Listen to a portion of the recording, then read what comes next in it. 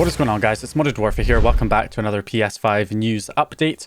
So we've had quite a significant piece of news drop here very recently, just last night, which is that Nullpointer has essentially just posted a full write-up of a working WebKit exploit on the PS5. So we now have a full WebKit exploit. This was a sort of collaboration again with ChendoChap and Nullpointer, and of course, I believe Spectre as well to some degree. So anyway, yeah, we have a full working WebKit exploit. Now, we knew that the exploit, the WebKit exploit from Slayer's Gorvy, the one that works on the PS4 on 9.00, also works on the PS5, or at least the PS5 was vulnerable to that same WebKit exploit. But that exploit was targeting the PS4, it wasn't specifically targeting the PS5, whereas this WebKit exploit specifically targets the PS5.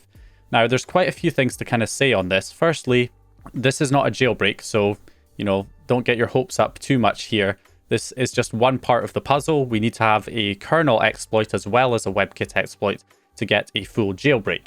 Now, this WebKit exploit does work on 4.03. People are reporting that it's working on 4.50, which was a similar thing to the PS4, where the WebKit exploit for 9.00 seemed to work on 9.03 as well.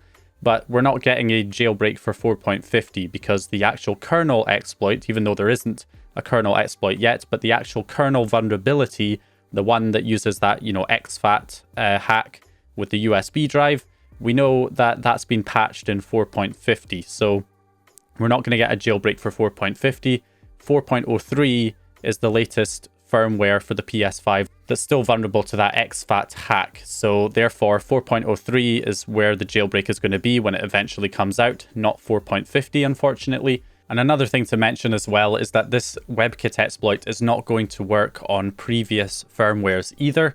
So it works from 4.03 onwards, and that is mainly because the WebKit exploit takes advantage of a bug in the font face code in the WebKit, which wasn't actually added to the WebKit until 4.03. So that's why previous firmwares are not going to be vulnerable to this WebKit exploit. So it's 4.03 and 4.50 that are vulnerable to the WebKit exploit, but only 4.03 is vulnerable to both the WebKit exploit and the kernel bug as well. So if we take a quick look at the write-up here, you can see there's quite a bit of detail here going into how the PS5 differs from the PS4 in terms of security, and some of the challenges that are currently being worked on to actually try and get a full kernel exploit as well. So that's a bit of the bad news that comes into this, is that the reason why they probably posted this WebKit exploit is because they were not able to get a kernel exploit working at this time and are clearly struggling to implement a kernel exploit on the PS5 due to the additional security measures that are in place on the PS5 that did not exist on the PS4. In fact, they talk about that a little bit here. You can see below is some key system information on system software and some other changes from the last generation. So the difference here between the PS5 and the PS4 is that the PS5 uses FreeBSD11. There's no development access, can't run unsigned code without exploits. To date, there are no public exploits, added mitigations in kernel and user land, and they've added a hypervisor that handles security and app containers. And then you also have the mitigations down here as well, the supervisor mode execution prevention, supervisor mode access prevention, execute only memory, and control flow integrity that has to be sort of bypassed as well. So yeah, and you can see here at the bottom, attacking the kernel is much more difficult due to the above mitigations. And Spectre also put out a tweet not long after this write-up was posted, saying that he was hoping to get the exFAT bug working, but the exploit scenario on PS5 is much tougher than PS4. Might still be possible to find a way, but a lot of work will need to be put into finding a viable path. But at least the userland portion is out there, so it can be attempted/tested. So that's the big deal with this. The fact that this has been posted, the bad news is that clearly there's some difficulties trying to, bypass these extra security measures to implement the kernel exploit. But the good news is that this WebKit exploit could lead to other people, other developers, other hackers jumping in. People who are maybe experienced in bypassing these certain security measures can step in now. They have a starting point to try and actually implement their bypasses and stuff on the PS5 now that there's a working WebKit exploit. So hopefully that will result in, more collaboration and more development going into actually implementing this kernel exploit and bypassing these security measures. So But even though they're struggling to implement this, we know it is possible because the Flow's already done it, and Fail Overflow have done it, and possibly CTIRT has done it as well. But of course, it's unlikely that they're going to be disclosing that information. So yeah, I have every confidence that they will figure it out. Yeah, that's pretty much what we have here for the moment. If you try and run this WebKit exploit on your PS5 on a vulnerable firmware like 4.03, then you'll just get a bunch of messages that pop up, like your process ID and KQ and stuff like that.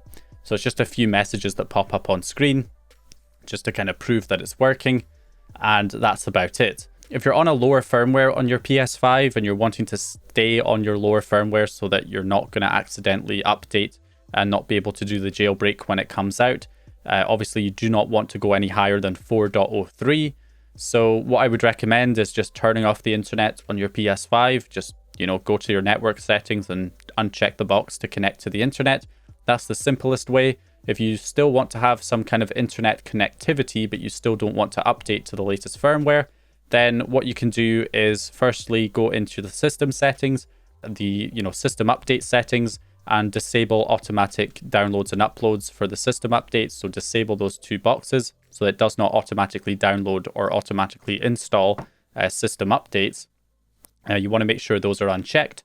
And then I would also recommend going into your network settings and changing the settings and changing your DNS settings to a manual DNS and using Al-Aziv's DNS addresses like 192.241.221.79 and 165.227.83.145 as your secondary DNS, or you can mix and match them, have them whichever way around you want.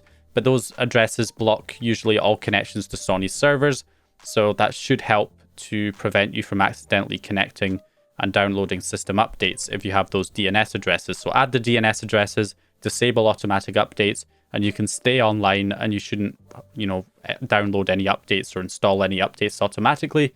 However, it's not a guarantee. Obviously, the best way is to just disable the internet entirely. And if you're on an older firmware, I wouldn't really recommend updating to 4.03 yet. I mean, you can if you want, but honestly, I would just stay on whatever firmware you're on until a jailbreak comes out, and then we can update to 4.03 to do the jailbreak once it's released. But just stay on whatever firmware you're currently on right now. If you did want to update, again, it's the same process as the PS4, where you just download the update file and put it on a USB drive in the same way as the PS4 to install 4.03, and making sure your internet's disabled when you update it. But I wouldn't recommend doing that until the jailbreak is actually dropped. Anyway, that's it for this video. Hope you guys enjoyed it or found the information useful. If you did, please leave a like and subscribe, and I'll hopefully see you guys in the next one.